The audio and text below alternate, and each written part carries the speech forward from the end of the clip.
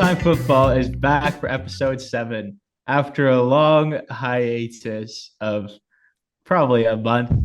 We finally both have the time to discuss topics in the footballing world yet again. Yeah. And today Champions League has happened. There's been a few big things happening in the footballing world, but we've decided because there's 6 games left in the Prem.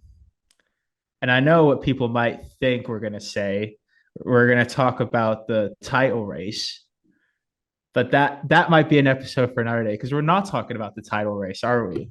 No, we're talking about literally the reverse. We're talking about We're talking about the relegation race or the relegation battle at the bottom of the Prem. So today in Is It Time Football, we asked this question. Is it time to predict the 3 relegated teams at the end of the season? even though realistically we know that everyone basically has 2 of them confirmed the same. But Yeah. it'll be interesting. Yeah, I mean, to get right into it, the way this is gonna go is basically we've kind of created a sort of area of the table which we feel is relegationable, Yeah. as we have decided to call it.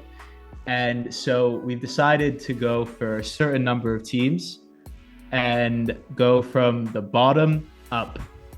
So to not name the teams yet, we've decided to go from bottom up to 14th position Just in the Prem. Yeah. Yes. So the cutoff is starting Crystal Palace, which we'll get into later. But to start off, because we decided to go bottom up, it's Sheffield United. Yeah. By the way, quick yeah, side. we will not get too into the bottom 2 teams because from what we can tell, it would take a miracle for either of them to stay up. Correct. Off the analyst has about like a less than 1% chance of them staying up, and understandably so. I did want to say the side notes, given our very first episode about Poch and Ten Hag. Poch dropping points to Burnley and Sheffield. Listen. All I'm saying, Poch has 2 games in hand, and if he wins the both of them, he's in Europe. That's all I'm saying. That's all I'm gonna say. Dude, he got dominated by Sheffield in the second half, but fair play. I admire you playing devil's advocate. Let it be. Hey, I agree. That was a shambolic result for Chelsea. Absolutely terrible. But Poch is still capable of getting this team into Europe, which for me would be a miracle. The bar has gone so far for Chelsea, but meanwhile the bar has gone low. The bar has gone low. But of course the bar is even lower for Sheffield. And look, I think we mentioned it before also off camera, but like Sheffield is too far off the pace. They just don't have the player quality for it. Yeah. They've shown recent fights, been showing a bit more competent, but it's a little bit too little too late. Again, for me, the main feature of what determines a team that goes down, and we've seen in the past seasons, is just the structure of like the defense, especially, and their defensive structure is the worst. It's horrible, extremely leaky. They're always susceptible to goals. Even in a game like against Chelsea in the second half, where they actually were having more shots, more chances, like Madueke just gets that one goal and it just like stifles them. So it's that kind of thing. Mm-hmm. Yeah. I mean, did you want to point out any of the players at Sheffield that we could like? I mean, this season, I find that there's not been many positive points for Sheffield United. I was about to say Chelsea. I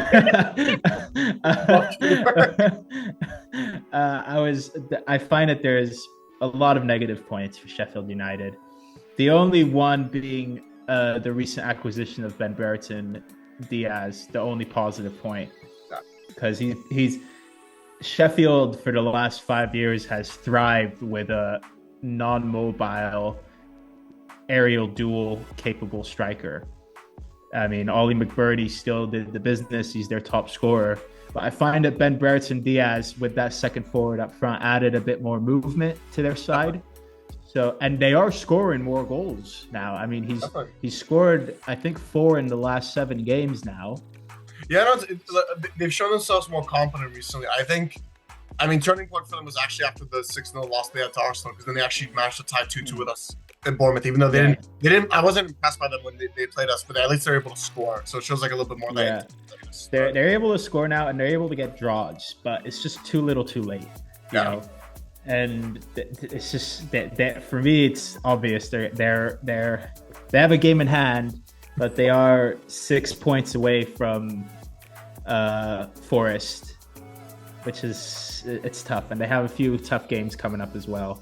Right. So it's not. I mean, they have Burnley in a couple weeks, which could be a 6-pointer at some point, but they need other teams to lose as well. Yeah. So it's done. And then speaking of Burnley, Burnley is the second team now going into Burnley that we find is kind of already a decided position almost. Right. Definitely. I think, again, for them, defensive structure, even offensively, I didn't think they've been too bad this season, even though they struggled to score. But their biggest issue is the defensive setup. I saw it most, especially in the game that we played against them away at Burnley like a month ago. And that was summed up basically their season, where I saw in one Burnley podcast episode, it's like, to beat Burnley, you just have to wait, because they've messed up defensively. As long as you take advantage of them defensively, you will see. Before we started the podcast, we got into it about some of the teams already. Burnley, I find them too ambitious. Like I was saying, is there, like you say, actually, I didn't think about that, but the best way to beat Burnley is just to wait and pounce. Exactly. Because from what I saw the last game against Everton, all the mistakes that Burnley made came from their midfielders turning in the midfield or trying to make slick plays in the midfield and playing very passing football, very, very possession-oriented football, which in mind is a great ambition to have. Right. If you're a lower-sided team and you're trying to play that way and you're able to beat teams that way, it's better for your fans. But I find that Burnley aren't capable to do it in the Prem. No, they just really they're too susceptible. I agree. It's just they were able to do it in the Championship, but not in the Prem. I agree, and I think, and we talked about this also off camera, I think they're gonna bounce straight back up to the Prem when they get relegated.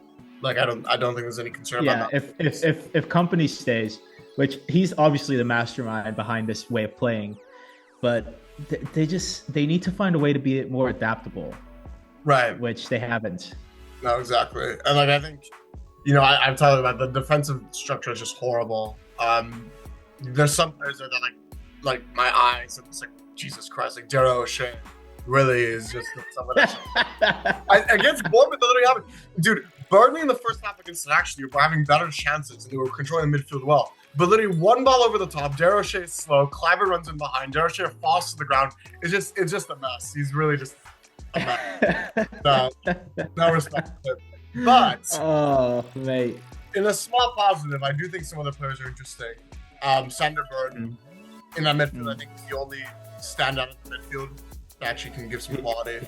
So. He's a classic bottom half of the table Prem player. Definitely. If they do get relegated, I think he should get a move away. But it's probably not. Who knows what happens with that? James Trafford's been a pretty decent keeper this season at times. Yeah. Still young. Yeah. I find it was a good move for him getting away from City and finding that consistent playing time, which he has found. He just needs to manage to step it up and hit the rest of his team as well.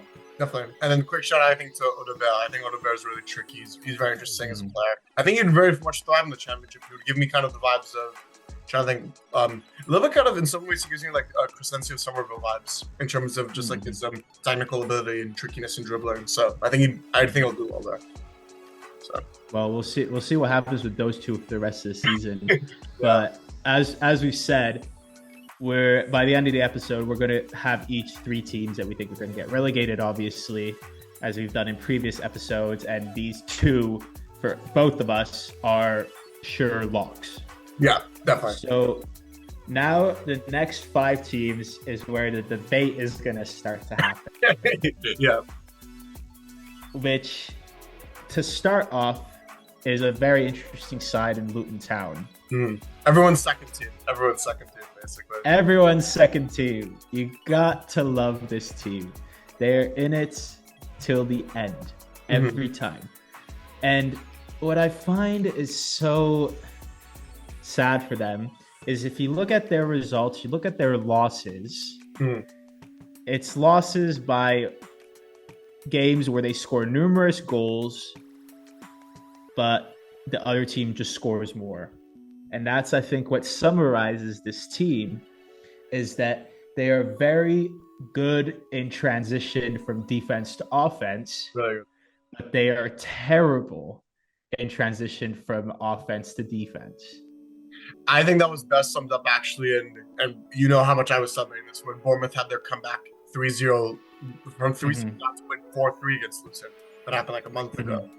Yes. That was summed up. Because that first half, Luton, I think you said it perfectly. Their transition from defense to offense was fantastic. They do really well the wing play through like Doughty and also Chong whenever he plays in the wings. It's very effective. Yeah. Barkley, who's sensational this season, by the way. Ross Barkley has been wow. This is why I like this team a lot, is they've given a second chance to a lot of classic Prem stars. Yeah. So I like this team a lot because they try to give creative football and they have an identity, which is kind of a weakness and a strength at the same time. Definitely. So it's tough for them. And For I sure. mean, you were talking about Luton Bournemouth right before in the most recent game. You know, they had to turn around, but I found that Bournemouth actually play a lot better than they did. I was being honest. I mean, my view was, because I looked at the game, the first half, I think we were really like all over them in a way. But in the second half, Luton, this is what's impressive about Luton. They were constantly all over us in the second half, actually. Neto had to bail us out a couple times, Morris at the post. So, I thought they thoroughly deserved their win. But if you saw in the second half also, against the run of play, Tavernier scored that great goal. And then it just Luton. And you said it so well. Their transition from offense to defense is very poor. Because we catched them out on the break, and we were able to score. Exactly. And that's every big chance you Bournemouth had was off of the break. And it seems every game I watch of Luton, it's the same story again, is if they don't score on their very well-developed break, they will have another one coming at them, and they suddenly end up with 2 defenders in the center who are widely stretched. Yeah. And then their right wing backs, left wing backs a bit too forward. So there's always these kind of 2 lines on the side and the 2 lines in the middle where if there's runs coming in, overlapping or underlapping, it's always going to be a very dangerous counterattack from the other team. For sure. But I will say, though, on a final point, when I look at Luton's fixtures, I'm very optimistic for them. The reason why is because their 3 home fixtures are very, very, very favorable fixtures.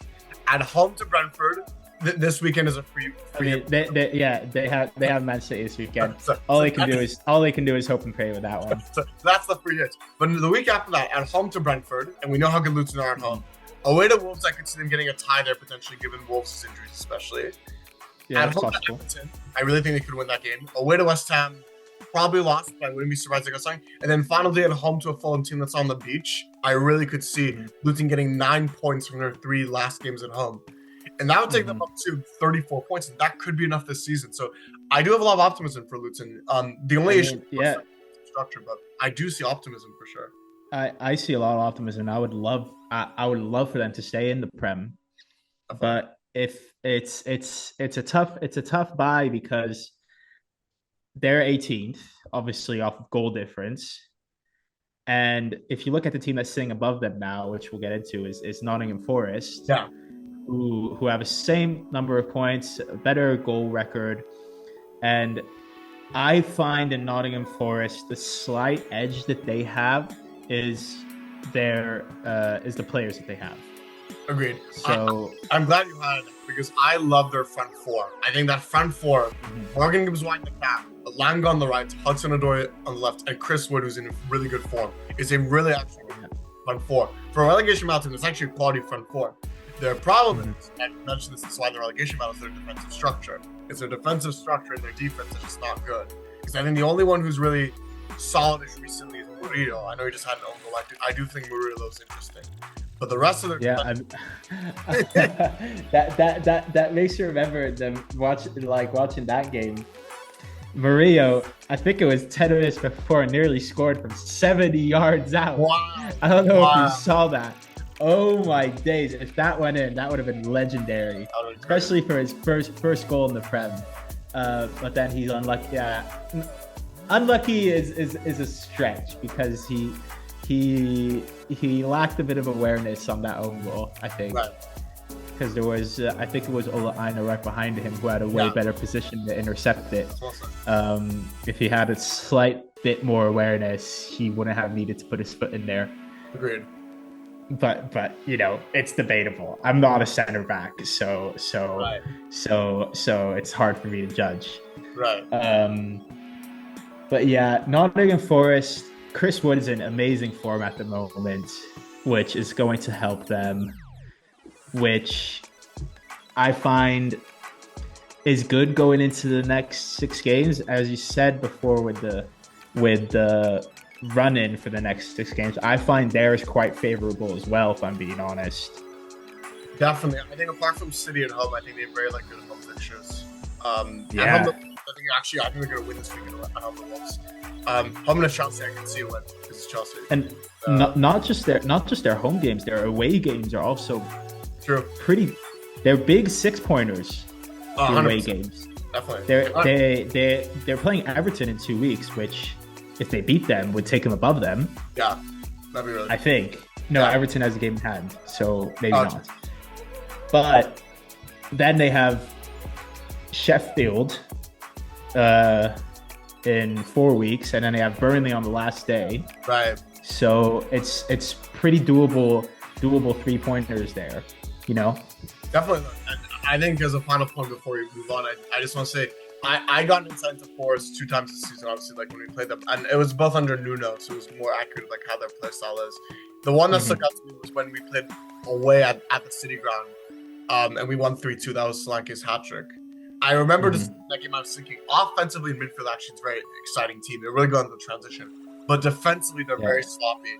And what I noticed was until their recent good win at home to Fulham, what Nuno had been trying to do, playing very defensive tactics, but it still didn't work because they don't have defensively the best players.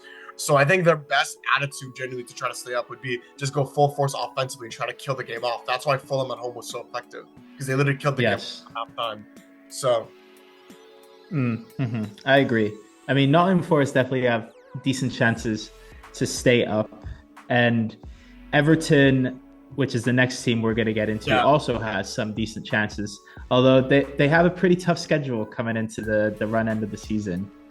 You know, they have Liverpool, they have Arsenal, they have a few games against teams that are in their area. Right. But they'll struggle for 2 out of 4 of them, which is tough. Definitely. You need every game to be favorable at this point. Whereas the 2 other teams that we mentioned had maybe 1 game where it's going to be tough, whereas the others are slightly favorable.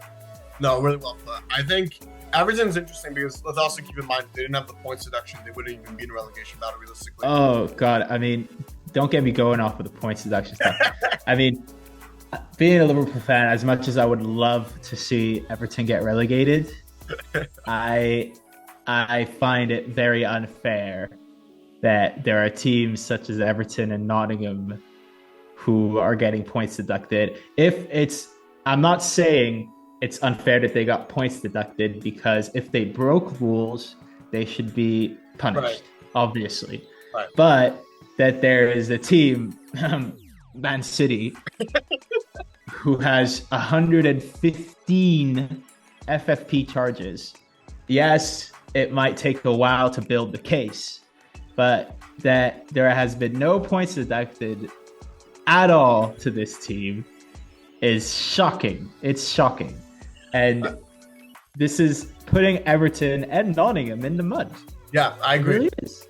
I think Forest, to be fair, without the point section, they'd be on 29 points, so they'd still be in relegation battle in my view, even though I think they'd be more comfortable. Everton, though, they would be at 35 points, which would basically seal the safety for them. It's totally messed up Everton's season. I agree. I think this is the thing I think with Everton. Out of all the teams, I think they're actually defensively the strongest. I looked at them when they played us a couple weeks ago. Yeah. And it's actually very good recovery defense. That's their best feature. They have very good recovery defense. Of course, Brentford is probably their best player. Branthwaite's been kind of their star boy this season at the back. He's come through the ranks and solidified his position at the back there. 100%. And alongside Tarkowski has been pretty consistent, I find. Definitely. Again, like we've said, Everton has been put a stick in their wheels. Yeah, for this season. They should not be at this position. I agree. If you're looking at the fact that Man City didn't get any points deducted, they shouldn't be in this position technically based off of their whole play style and their results. I agree. But, they are where they are. And at this point, they're in the mix to get relegated. Yeah. If results don't go their way. Definitely. And before we move on, I just want to say that I think their worst feature is their offense because it's extremely unproductive. For sure. I saw it against us. They basically created nothing. The only reason they got a goal is because Neto gifted it to them because he dropped a cross. Otherwise, Everton would have not scored that game. I literally thought to myself, I was thinking, as long as when we were 1-0 up, I was like, second goal, there's not even a chance Everton can get back into this game, even with a lucky goal, because they just don't create enough offensively. And you saw it against Burnley, even though I think they merited the win on the balance of play. Their goal came from Muric kicking it straight into Calvert-Lewin. Yeah. You see what I mean? Yeah. It's just so that's the only thing that gives me concern. But for matters of consistency and also, we'll be honest, defensive structure makes the biggest difference for relegation. And I think they're not going to be thrust into that. So yeah, I mean, going again off of the I agree very much with you that their weakness is scoring goals. Yeah. If you look at their results, the last time they were able to score 2 goals in a game, 2 goals, was on the 3rd of February against Tottenham. And that was, let me count, 9 match days ago. So they haven't been able to score more than 1 goal in the last 9 games. And these are against teams that are obviously Burnley, the United, they didn't even score a goal. Crystal Palace, they only scored 1 goal. Yeah. And so it's teams that they should be at least scoring 1 goal or 2 goals against. Burnley, they should be winning by a lot more from that game. They just can't produce and they can't finish. Definitely not. So I 100% agree with that point, is that this is their big weakness going into the run at the end of the season, which, as we've discussed with Luton Town, maybe is going to be harsh because Luton Town's big weakness is their defense. 100%. So it's kind of like weakness versus strength in that game, which 100%. I don't know who's gonna come out of it. Well, Luton the last couple times have beaten Everton, so I would back Luton today. Yeah, I think I'll back Luton as well in that game. But to get the ball rolling still more, now going into Brentford. Yeah, we're sitting 50th, who I as well find should not be there based off of their capabilities. I disagree.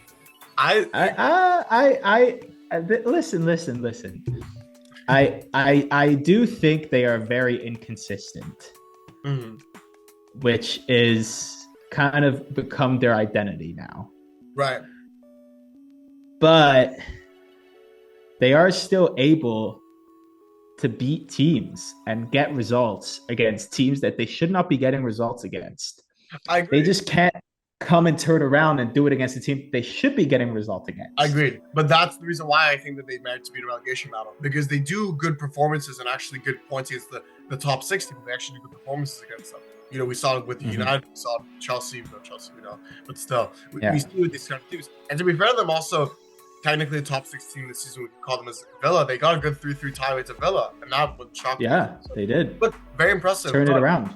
But their big issue has been against a team they should be beating, and I'm glad you pointed out because, as you know, we talked about this off camera. I've been looking in depth about the results and stuff. So for me, a rule of thumb is when you're a team like that's like in that mid-table area, or even relegation battle, you should be when you're playing against a non-Big Six team or Villa, because Villa are basically Big Six this season. You should at least get some type of point against a team, like a point. Doesn't mean you have to win your games to get a point. They had 8 games in a row, I saw consecutively, against non-Big Six teams, or against non-Big Six teams, excluding Villa, because Villa, we said, are there. I want you to guess their record in those 8 games that they had, because I did this. And this against teams that were not included in the top of the table. Teams or that like were not Big Six. So not the classic Big Six teams, and not Villa. So they had 8 games. I want you to guess their record of 8 games. 1 for 8 of points gotten. Literally, basically 2 for 8. They had 2 wins, and they had 6 losses in those 8 games. 6 losses. Oh, Jesus. That's the problem. And I keep saying that for me, I think they merit to be in this relegation battle. Whether I think they'll actually go down, we'll talk about at the end of the video. But the point for me is that they have so many of these games where they just don't even get points. They don't even get points. Yeah. It wasn't until recently when they got the points at home to Brighton, where they finally got a point against a team that was not Big Six or Villa. So I think that's their issue. They actually do really well, and I think you're right, against the bigger teams, but they mess up against these teams that they should be getting some type of points again. I think for me, their issue is, I don't even think it's offensively. I know they've had a lot of injuries, but it's defensively their big issue, I think. Because I agree. They're not aggressive enough at the back. No, and I think moreover, even the United game, where they played fantastic against United, they dominated them. That one goal that they let in for Mason Mount was defensive lapse and concentration, and that's their issue. And then 3 goals against Villa, where if you look at the third goal, Flecken I think he's a solid keeper, but he just punches and he completely messes it up. So I think that's their big issue. We'll talk about more whether we think they'll stay up. I think offensively they're good. I think their midfield's interesting. It's just their defensive structure is very poor.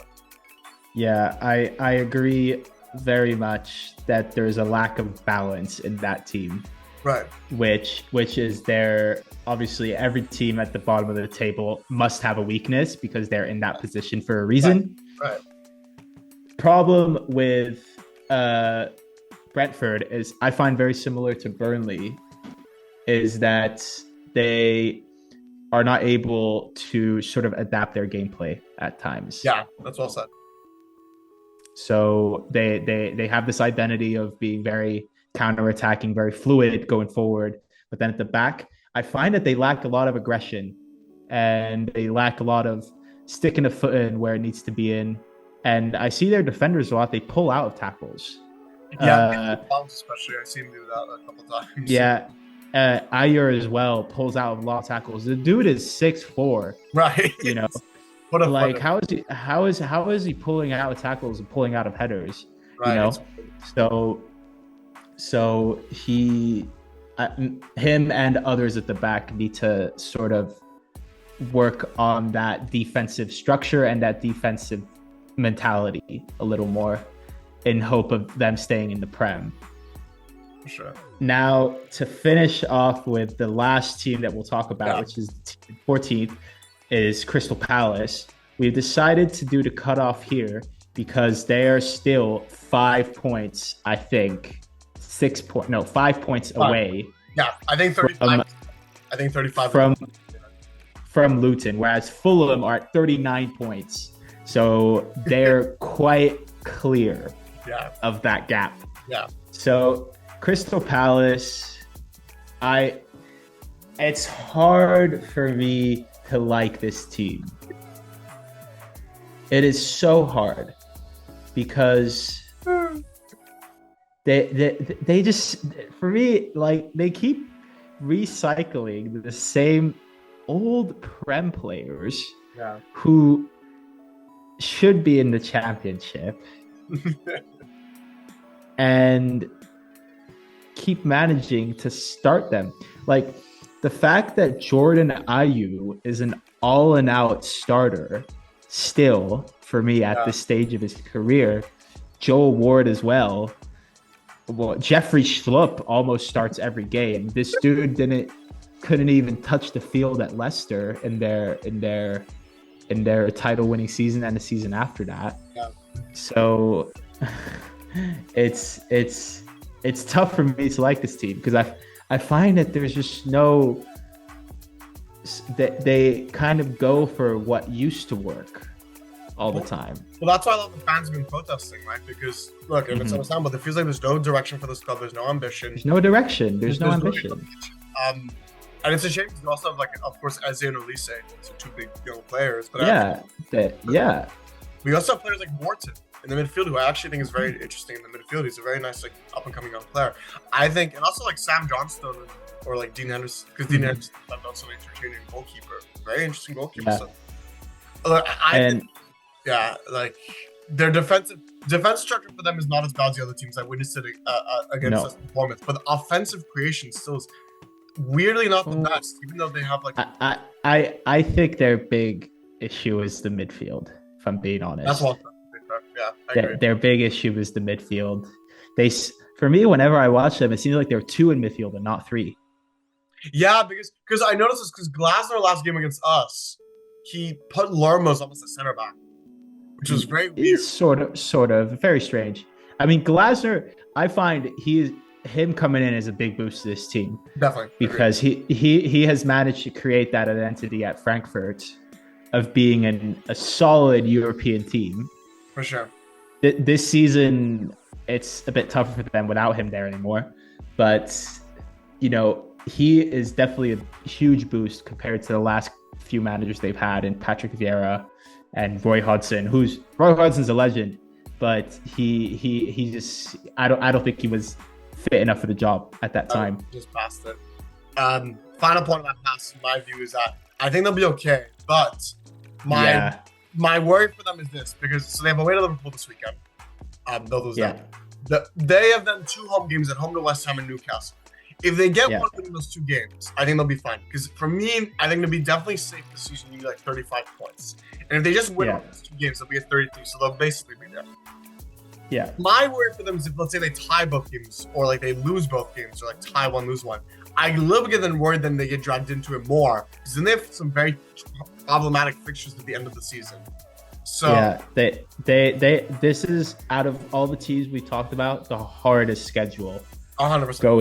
Going into the end of the season. They play Liverpool, West Ham, Newcastle, Fulham, United, Wolves, and Villa. Yeah, it's all teams who are above them. Yeah, it's definitely tough. And that's why, so if they maximize against West Ham and Newcastle, I think they'll be fine.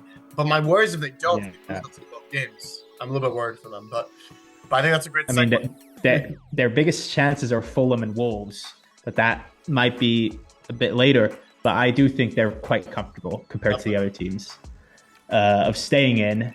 I just like, again, now that we're going to go into the conclusion, there are 2 or 3 of the teams mentioned that I would love if they I don't not love. Love is a bit too much of an over exaggeration, but that I find of my preferred view of how the game should be played. It's a very diplomatic way of saying it. Should go down. And Crystal Palace is one of them. And well, Everton obviously is another one. Yeah. but also I think Burnley deserves to go down. And Sheffield United, they've tried, but they just don't have the resources. I think, quickly before we do our predictions, I think who I'd like to go down, I'm just Sheffield and Burnley obviously bore me, but I think Forest is weird for me because apart from the offense, I don't really like their team. And also Forest fans and Bournemouth fans, they don't really like each other the most because we've had a back and forth since we were both promoted from the championship. Yes. I think the one I really just don't care for anymore is Everton. I'm so bored by their play. And we mentioned this before a couple of podcasts about Southampton, but it's like with Southampton, they're just like, why won't you go down? It's just like that. It's just why won't you go down? So, literally. But I don't think they particularly deserve to go down this season. No, but, I agree. But to conclude, I will actually say that my third team going down is Everton. Really? Interesting. Okay. Reason being is not particularly because of just all in all general. For me, it was between Everton and Nottingham Forest. Mm. But in all, the general way their season has gone, Yeah. with the points deduction, with the few games left coming and their inability to score a lot, and teams that they're playing against are teams that are able to score a lot, that will outscore you. And these are the games that they should be winning, and that's Brentford, who have a terrible record against bottom teams, but again still have a chance, and Luton as well. It could go either way. That's the way I see it. That's valid. So it might sound harsh, and I might sound disillusioned, and maybe I might be biased being a Liverpool fan. Maybe it's the best. But I just think it has a smell of it's meant to be, in the fact that they got the numerous points deducted. I would think it's a shame for them, if I'm being honest. Yeah. Because the way they've actually started the season, they shouldn't be here. Right. But the way I see it is, it's everything against them this season. Right. I've long debated. Obviously, we know Sheffield and Burnley are going down. My third team, and maybe it comes as a surprise to you, maybe it won't, but I think it will be Forest. That'll be the third team that goes down. It's not a surprise. No, I know. You have been off camera. We tried not to talk smack on this podcast, but off camera we do. And Gabriel has been talking a lot of smack about Forest all season long. Because it's their defense. I told you, I actually like their front four. I really like Gibbs White. I really love Gibbs White, Elanga, Hudson-Odoi, and Wood. It's just the defense is so... Look, so this is my view about Forest. I went game by game, right? This is my view. I think Luton wins their 3 home games. They have 3 variable home games to win. And I think they'll get them to 34 points. I think Forest actually will win this weekend against Wolves. My thing for them, and I think these are the 2 games that are going to cost them, I think they lose away to Everton, and I think they're actually going to tie stupidly away to Sheffield. And I think those 2 actually cost them. And I know it's a big shock, but I genuinely think they're going to tie away to Sheffield, because I look at the Sheffield team who are like, they're playing for pride, and Forest are not as good as away from home as they are at home. And I just feel like a Sheffield low block would frustrate Forest, and I think they'll cost them 2 points. That will be the big 2-point difference. So I think also I'm hanging on to the hope of Luton with the likes of Alfie Doughty and Chong and all these quality players, and I think they'll just get them over the line. And I think Forest goes down. And you know my attitude on it the whole season, but I think the fixtures just work like that. So that's how I'm going. So your final conclusion is Sheffield United, Burnley, and Nottingham Forest going down. Is that right? Yes, that is my final conclusion. And my final conclusion is Sheffield, Burnley, and Everton going down. Ooh. I think some people might not like our choices. Definitely not.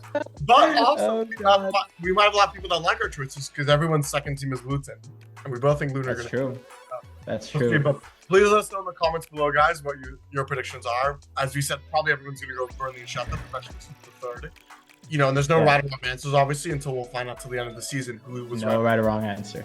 But it's difficult to call. I think the only one that would be candidly bold to pick at this point would be Palace. I think it's the only one that would be bold to pick. Mm-hmm. But I think you can make a case for any of them, including Brentford, even though they have a bit of points margin. Yes. But, yeah. Well, please let us know what your bottom 3 is. And again, thank you all for watching. Please like, comment, and subscribe. And we'll see you next time for the next episode. See you guys soon.